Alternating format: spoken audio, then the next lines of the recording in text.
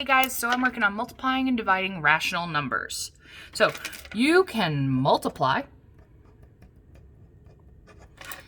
and divide rational numbers by using the same rules to multiply and divide integers. The product or quotient of two numbers with the same sign is going to always be positive, and the product or quotient of two numbers with different signs is always negative. So if you remember, this is where I showed you that little tic-tac-toe.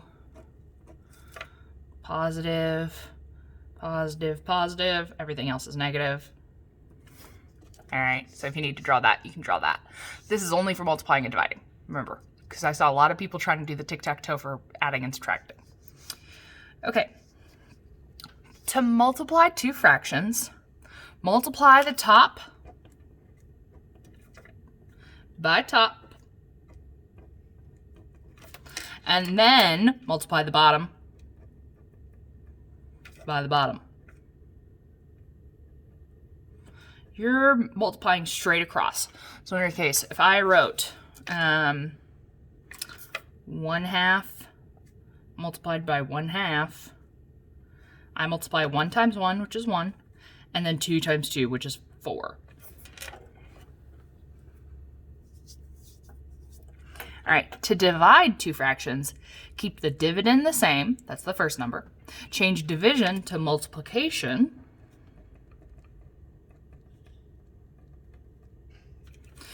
And change the divisor, which is the second number, to its reciprocal.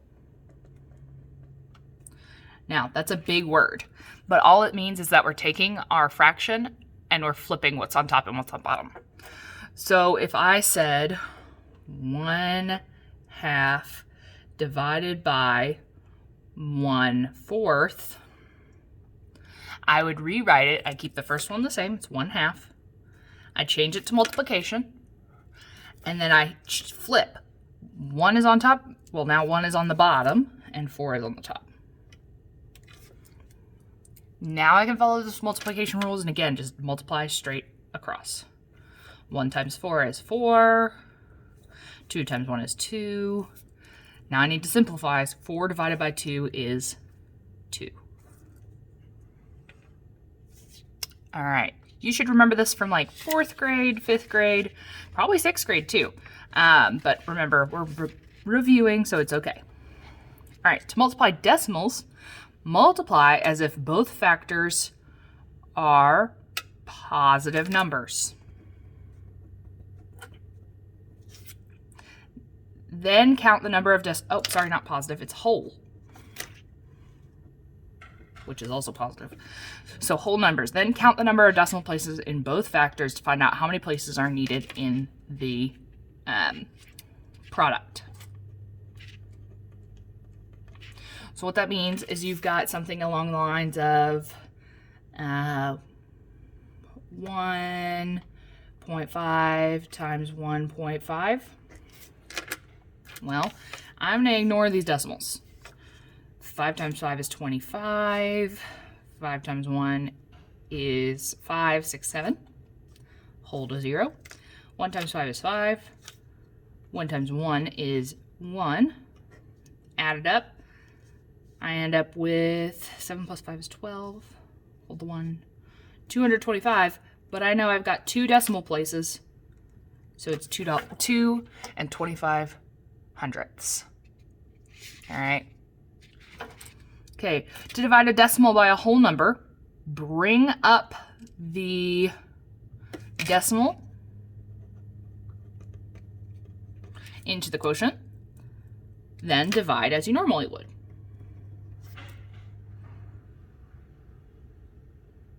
To divide a decimal by another decimal,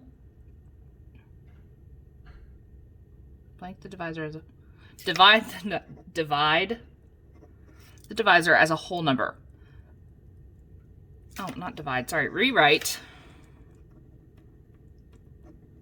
the divisor as a whole number. Move the decimal and the dividend the same number of spaces to the right. So in that case, if I've got like 0.5 and I'm dividing 25. I need this decimal to move so that now it's a whole number, but that means that I need to move this decimal as well and add a 0. And again, we just bring that up and divide like normal.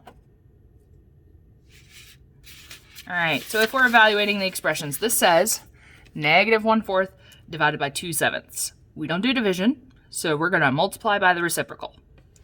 So we've got -1/4. We're going to multiply instead, and then I need to take the reciprocal of 2/7. So 7's on the top now, 2 is on the bottom. So it becomes 7/2. 1 time, and then we multiply straight across. 1 times 7 is 7. 4 times 2 is 8. We have a negative and a positive, so this needs to be a negative 7/8. -1.2 times -3. They are both negative, so our answer has to be positive. I'm going to put a plus sign just so I remember that. And then I'm going to multiply on like normal. 1.2 multiplied by 3. 3 times 2 is 6. 3 times 1 is 3. That decimal moves up. That decimal moves up.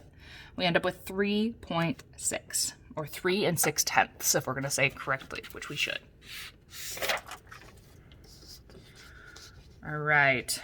I want to work on this division problem real quick, and then you guys can practice with these two and the rest of the practice page.